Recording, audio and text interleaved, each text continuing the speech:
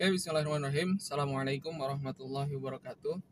Oke, di video kali ini merupakan konten terbaru dari Sarjana YouTube channel. Sebagaimana yang sudah saya sampaikan di video sebelumnya bahwa saya telah membuka layanan konsultasi hukum baik secara online maupun secara offline, dan juga membuka layanan bantuan hukum untuk para pencari keadilan. Nah, untuk itu, saya akan sedikit membagikan sedikit terkait permasalahan-permasalahan apa sih yang sering biasanya masuk ke layanan konsultasi hukum saya, dan juga mudah-mudahan ini bisa bermanfaat, bisa membantu kawan-kawan subscriber Sarjana YouTube channel apabila menghadapi permasalahan-permasalahan yang serupa. Nah, jadi selain Sarjana YouTube channel ini akan membahas terkait dengan otomotif, hobi, vlog, dan juga akan membahas terkait dengan konsultasi-konsultasi hukum yang banyak masuk ke saya baik melalui Instagram, WA, melalui telepon, dan lain sebagainya. Nah, memang banyak sekali kita jumpai permasalahan-permasalahan hukum dari sekitar kita, dan yang paling sering kita jumpai adalah permasalahan-permasalahan hukum di lingkungan keluarga kita sendiri. Nah, ini juga yang sering masuk melalui layanan konsultasi hukum saya, memang kebanyakan terkait dengan permasalahan keluarga. Ada yang permasalahan perceraian, ada yang permasalahan waris, ada yang permasalahan perebutan hak asuh anak. Nah, untuk di video kali ini saya akan membahas salah satu dari konsultasi hukum yang masuk ke saya, dan mudah-mudahan ini juga bisa bermanfaat untuk para subscriber Sarjana YouTube channel ya, yaitu hak asuh anak pasca perceraian. Nah, permasalahan ini itu masuk ke saya sudah cukup lama ya. Jadi ada seorang perempuan, seorang ibu bertanya ke saya melalui WA. Dia bilang dapat kontak saya dari temannya yang melihat di Instagram gitu, kemudian menyimpan kontak saya, memberikan kepadanya. Kemudian dia sampaikan bahwa yang bersangkutan, si ibu ini sudah 2 tahun bercerai dengan suaminya. Nah, setelah 2 tahun itu tiba-tiba saja suami dan keluarga suaminya itu ingin mengambil hak asuh anak dari si ibu itu dengan mantan suaminya, ingin mengambil hak asuh anaknya tersebut dari tangan si ibu, padahal selama 2 tahun ini si anak tinggal dengan si ibu tidak pernah ada masalah ya, tidak pernah ada masalah. Nah, bagaimana sih pandangan hukumnya apabila kita menghadapi permasalahan seperti itu? Permasalahan-permasalahan keluarga ini atau konflik-konflik keluarga ini sering juga kita saksikan di tayangan-tayangan televisi gitu. Coba kalau kita perhatikan di tayangan-tayangan televisi itu, kita sering melihat konflik-konflik keluarga disajikan. Contohnya di sinetron yang sedang booming sekarang ya, perebutan hak asuh Rena ya, sinetron Ikatan Cinta, perebutan hak asuh Rena dari Andin dengan Mas Nino. Di beberapa scene saya melihat bahwa Mas Nino itu mendatangi pengacaranya untuk berupaya mendapatkan kembali Rena gitu, mendapatkan pengakuan bahwa Mas Nino itu merupakan ayahnya dan juga memiliki hak terhadap Rena. Nah, bagaimana sih undang-undang memandang permasalahan tersebut? Dasar hukum yang saya gunakan yang pertama adalah Undang-Undang Nomor 1 Tahun 1974 tentang perkawinan. Kemudian yang kedua, Undang-Undang Republik Indonesia Nomor 16 Tahun 2019 tentang perubahan atas Undang-Undang Nomor 1 Tahun 1974 tentang perkawinan. Kemudian kompilasi hukum Islam, Undang-Undang Nomor 7 Tahun 1989 tentang peradilan agama, dan juga kita akan melihat di KUH Perdata. Nah, kita langsung saja pada pasal 41 di Undang-Undang Perkawinan ini. Akibat putusnya perkawinan karena perceraian adalah, yang poin B aja ya langsung, ya kita lihat yang poin B. Bapak yang bertanggung jawab atas semua biaya pemeliharaan dan pendidikan yang diperlukan anak itu, bila mana bapak dalam kenyataan tidak dapat memenuhi kewajiban tersebut, pengadilan dapat menentukan bahwa ibu ikut memikul biaya tersebut. Yang poin C, pengadilan dapat mewajibkan kepada bekas suami untuk memberikan biaya penghidupan dan atau menentukan suatu kewajiban bagi bekas istri. Nah, di undang-undang memang tidak disebutkan secara terperinci, yaitu siapa yang berhak mendapatkan hak asuh itu, apakah si ibu atau si ayah. Tetapi di undang-undang mengatur terkait kewajiban seorang ayah terhadap anaknya walaupun sudah bercerai dengan istrinya. Jadi si A dengan si B sudah bercerai. Gitu. Otomatis kewajiban si A sebagai suami sudah tidak ada lagi terhadap si B sebagai istri. Tetapi kepada si C sebagai anak, yaitu kewajiban si A masih tetap melekat sebagaimana diatur dalam undang-undang ini. Saya juga sudah mengkaji beberapa putusan bahwa ada beberapa perkara yang memang sejak awal perceraian itu si istri memohonkan kepada hakim untuk menentukan kewajiban standar nafkah suaminya, mantan suaminya untuk anaknya selama pendidikan sampai dengan dewasa. Nah, dewasa di sini kita mengacu pada beberapa peraturan gitu. Salah satunya ya peraturan tentang kewarganegaraan Indonesia, Republik Indonesia, di mana dikatakan dewasa itu seorang warga negara itu pada saat usia 17 tahun atau minimal berarti si ayah menanggung pendidikan anaknya sampai dia lulus sekolah SMA. Atau dikatakan dewasa juga, bisa dikatakan dewasa juga eh, pada saat dia menikah. Misalkan di usia 16 tahun dia sudah menikah, maka di situ bisa dikatakan si anak juga telah dewasa. Tapi kita akan lihat dari hukum Islam seperti apa. Di pasal 105, kompilasi hukum Islam menyatakan bahwa dalam hal terjadinya perceraian, yang poin A, pemeliharaan anak yang belum mumayyiz atau belum berumur 12 tahun adalah hak ibunya. B, pemeliharaan anak yang sudah mumayyiz diserahkan kepada anak untuk memilih di antara ayah atau ibunya sebagai pemegang hak pemeliharaannya. C, biaya pemeliharaan ditanggung oleh ayahnya. Nah, jadi ukuran dewasa di dalam kompilasi hukum Islam ini adalah 12 tahun. 12 tahun karena patokannya hukum Islam itu adalah waktu pertama seorang anak itu haid atau mimpi basah. Bagi perempuan haid maka sudah dikatakan dewasa, dan sedangkan bagi laki-laki apabila sudah mimpi basah maka dikatakan sudah dewasa. Nah, rata-rata wanita mengalami haid dan laki-laki mengalami mimpi basah itu di usia 12 tahun. Makanya di kompilasi hukum Islam dikatakan mumayyiz itu saat dia berusia 12 tahun. Nah, itu diserahkan kepada ibunya. Mengapa hukum Islam mengatur demikian? Gitu, diserahkan kepada ibunya karena secara naluri ya, secara naluriah si anak itu kebutuhan dasarnya bergantung kepada ibunya ketika dia belum dewasa. Gitu, sangat bergantung kepada ibunya. Sehingga hak asuhnya diserahkan kepada ibunya. Tetapi ketika dia sudah dewasa, maka si anak berhak memilih mau ikut siapa, ibunya atau ayahnya. Tetapi di poin C ditekankan lagi bahwa biaya pemeliharaan ditanggung oleh ayahnya. Walaupun nafkah suami, mantan suami kepada bekas istri sudah lepas, sudah terlepas, sudah tidak ada, tetapi nafkah kepada anak masih tetap ada dan wajib bagi seorang ayah gitu. Dan juga hakim bisa menentukan gitu. Misalkan si ibu mengajukan ketika bercerai ya, saya berikan analogi, saya berikan contoh, si A seorang suami, si B seorang istri, dan si C seorang anak. Gitu. Si A dan si B bercerai ketika si C berusia 2 tahun.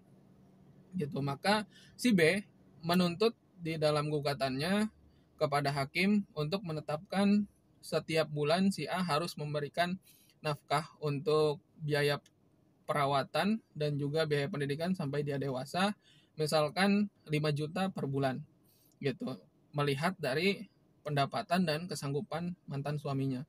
Maka hakim bisa memutuskan gitu. Bahkan nanti saat diputuskan di dalam suatu putusan gitu, hakim menetapkan kewajiban suami memberikan nafkah setiap bulan kepada istrinya untuk biaya anaknya gitu kepada mantan istrinya untuk biaya pendidikan dan biaya perawatan anaknya 5 juta, maka suatu saat si suami si A ini tidak melaksanakan putusan tersebut, si ibu bisa memohonkan eksekusi terhadap putusan tersebut. Jadi bisa dipaksa gitu. Nah, disinilah kita melindungi, sangat di hukum Islam itu sangat-sangat melindungi hak-hak si anak gitu. Jangan sampai akibat perceraian kedua orang tuanya kemudian si anak jadi terlantar gitu. Nah, di hukum Islam itu kita melindungi hal-hal seperti itu. Nah, di situ kalau kita melihat kompilasi hukum Islam sudah jelas ya. Berarti yang berhak untuk hak asuh anak itu ketika anak belum berusia 12 tahun. Kalau kita melihat di sinetron Ikatan Cinta itu berarti kalau misalkan si Rena itu belum berusia 12 tahun, maka hak asuhnya tetap pada Andin ya, pada ibunya. Berarti Nino tidak berhak terhadap hak asuhnya tersebut. Tetapi kewajiban Nino kepada Rena masih melekat sebagai seorang ayah. Salah satunya adalah perwalian. Tapi nanti kita lihat di sini, ketika Nino menceraikan Andin, posisinya seperti apa? Gitu. Apakah diceraikan pada saat Rena masih dalam kandungan atau tidak? Nah, nanti saya akan membahas secara lebih lanjut lagi, secara lebih luas lagi terkait masalah perwalian ini yang sangat-sangat sering diabaikan oleh masyarakat, terutama orang yang beragama Islam. Gitu, sering menyepelekan, apalagi ini yang terkait dengan masalah perwalian anak yang hasil anak zina atau anak hasil hubungan zina atau anak yang lahir di luar pernikahan yang sah. Pernikahan yang sah itu menurut agama ya, karena negara mencatatkan pernikahan apabila pernikahan itu dikatakan sah menurut agama yang dianutnya masing-masing gitu. Jadi kalau misalkan orang agama Islam sudah sah pernikahannya sesuai dengan syariat agama Islam, maka negara baru bisa mencatatkan pernikahan tersebut gitu. Dan juga misalkan agama Kristen, agama Buddha, Konghucu dan lain sebagainya, bisa dikatakan sah suatu pernikahan apabila sudah sesuai dengan aturan agamanya masing-masing. Nah, itu sahnya suatu pernikahan itu di situ poinnya itu. Jadi bukan pada saat pencatatannya gitu, tapi pada saat pelaksanaannya sudah sesuai atau tidak berdasarkan aturan agamanya masing-masing. Nah, kita lanjut lagi. Kita akan melihat di Undang-Undang Nomor 23 Tahun 2002 tentang Perlindungan Anak, pasal 29. Yang ayat 1, jika terjadi perkawinan campuran antara warga negara Republik Indonesia dan warga negara asing, anak yang dilahirkan dari perkawinan tersebut berhak memperoleh kewarganegaraan dari ayah atau ibunya sesuai dengan ketentuan peraturan perundang-undangan yang berlaku. Di ayat kedua, dalam hal terjadi perceraian dari perkawinan sebagaimana dimaksud dalam ayat 1, anak berhak untuk memilih atau berdasarkan putusan pengadilan berada dalam pengasuhan salah satu dari kedua orang tuanya. Dalam hal terjadi perceraian sebagaimana dimaksud dalam ayat 2, sedangkan anak belum mampu menentukan pilihan dan ibunya kewarganegaraannya Republik Indonesia.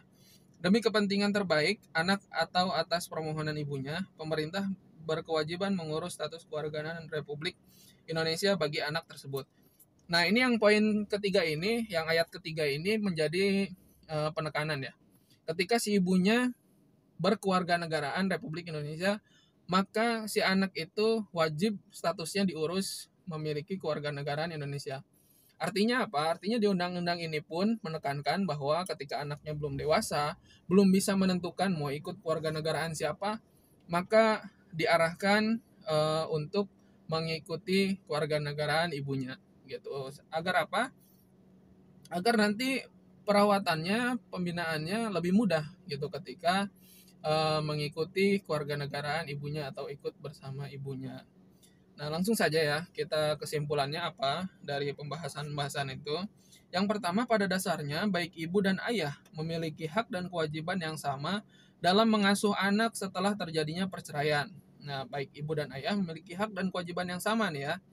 Perlu diingat nih, dalam mengasuh anak setelah terjadinya perceraian. Yang kedua, pada dasarnya secara fitrah, anak yang belum balik atau belum mumayyiz memiliki kebutuhan dasar yang lebih banyak dengan ibunya. Nah, jadi anak memang pada dasarnya itu baik hewan pun, naluri hewan itu kan, kalau misalkan filsuf Islam itu mengatakan manusia itu adalah hewan yang diberikan akal gitu. Naluri-nalurinya sama seperti hewan, kita bertahan hidup, makan, berkembang biak, hanya saja kita memiliki kelebihan akal. Nah, secara naluriah kebutuhan anak itu lebih banyak kepada ibunya gitu. Kemudian pada dasarnya undang-undang perkawinan tidak mengatur siapa yang lebih berhak untuk mengasuh anak pasca perceraian, baik ibu atau bapaknya. Pada dasarnya hakim memiliki kewenangan untuk menilai mana yang lebih berhak dalam mengasuh anak pasca perceraian. Nah, kenapa di undang-undang itu tidak diatur secara jelas? Alasannya adalah hakim bisa menilai siapa yang lebih berhak di antara ibu dan ayahnya. Gitu. Misalkan walaupun anaknya belum memayis, tetapi ibunya berkelakuan buruk misalkan, suka selingkuh, suka mabuk-mabukan, suka keluar malam, suka kelabing, maka hakim berhak memutuskan bahwa pengasuhan si anaknya itu diberikan kepada ayahnya gitu, walaupun si anak belum memayis. Nah, disinilah poinnya kenapa di undang-undang tidak mengatur secara jelas siapa yang berhak, si ibu atau si ayahnya yang memiliki hak asuhnya. Jadi hakim boleh menilai gitu, apakah layak si ibunya diberikan hak asuh ataukah tidak gitu. Misalkan kelakuannya tidak baik, tentu tidak boleh dipaksakan juga, toh nanti itu akan mempengaruhi tumbuh kembang anak. Kemudian pada dasarnya, sebagaimana diatur dalam kompilasi hukum Islam, bahwasannya seorang ibu lebih berhak mengasuh anak yang berusia di bawah 12 tahun dibandingkan ayahnya. Nah, tetapi ketika misalkan si ibunya juga baik gitu, walaupun tidak punya penghasilan atau tidak punya pekerjaan. Nah, ini juga saya tanyakan kepada klien saya juga, apakah ibu punya penghasilan atau punya pekerjaan? Ya, punya gitu. Walaupun tidak punya penghasilan, tidak punya pekerjaan gitu, tapi di kompilasi hukum Islam apabila memang si ibunya mampu, si ibunya berkelakuan baik, si ibunya bisa mendidik anaknya, memberikan yang terbaik untuk tumbuh kembang anaknya, maka itu hak asuh diserahkan kepada anaknya.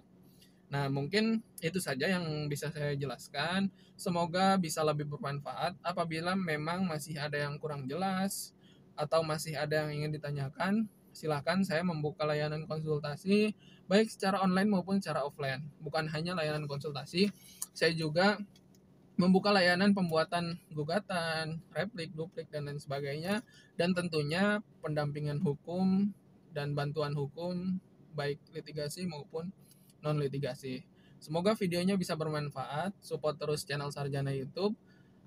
Di video selanjutnya saya akan mengupas sedikit tentang kesalahan-kesalahan seorang YouTuber pemula. Kebetulan karena saya juga seorang YouTuber pemula, saya juga masih belajar gitu, dan juga banyak mengalami kesalahan-kesalahan dalam mengelola YouTube ini, dan saya akan bagikan kepada rekan-rekan kira-kira apa sih kesalahan-kesalahan yang biasa dilakukan oleh YouTuber pemula, dan kesalahan itu pun pernah saya lakukan, dan jangan sampai rekan-rekan yang mau membangun konten YouTube, channel YouTube-nya mengalami kesalahan yang seperti yang saya lakukan. Nah, semoga videonya bisa lebih bermanfaat, karena Sarjana YouTube channel ini, ketika saya memutuskan untuk membangun channel Sarjana YouTube itu, yang pertama saya harus yakin bahwa konten-konten yang akan saya buat itu bisa bermanfaat. Itu yang pertama. Itu selain bermanfaat, saya juga harus memastikan bahwa konten-konten yang saya buat dan saya bagikan tidak mengandung unsur maksiat. Nah, jadi itu ciri khas dari Sarjana YouTube channel. 1, konten-kontennya harus bermanfaat. 2, tidak boleh mengandung unsur-unsur maksiat. Semoga bisa bermanfaat. Support terus Sarjana YouTube channel dengan klik tombol subscribe dan nyalakan lonceng notifikasinya biar nggak ketinggalan video-video selanjutnya. Nah, nanti juga akan permasalahan-permasalahan yang akan saya bahas juga akan lebih menarik lagi. Gitu. Salah satunya nanti akan saya bahas juga terkait dengan investasi. Nah, ini misalkan si A dengan si B ingin memulai usaha, suatu usaha, si A yang melakukan usaha, si B yang menginvestasikan uangnya, dan kemudian di tengah jalan menghadapi suatu permasalahan, seperti apa yang harus dilakukan. Semoga bisa bermanfaat. Salam dari saya, Muhammad Anhar. Untuk kalian yang belum follow Instagram saya, boleh follow di @konsultanhukum, di konsultan hukum keluarga, atau @muhammadanhar. Nah, kalian juga bisa nanti secara online maupun secara offline berkonsultasi di sana. Assalamualaikum warahmatullahi wabarakatuh.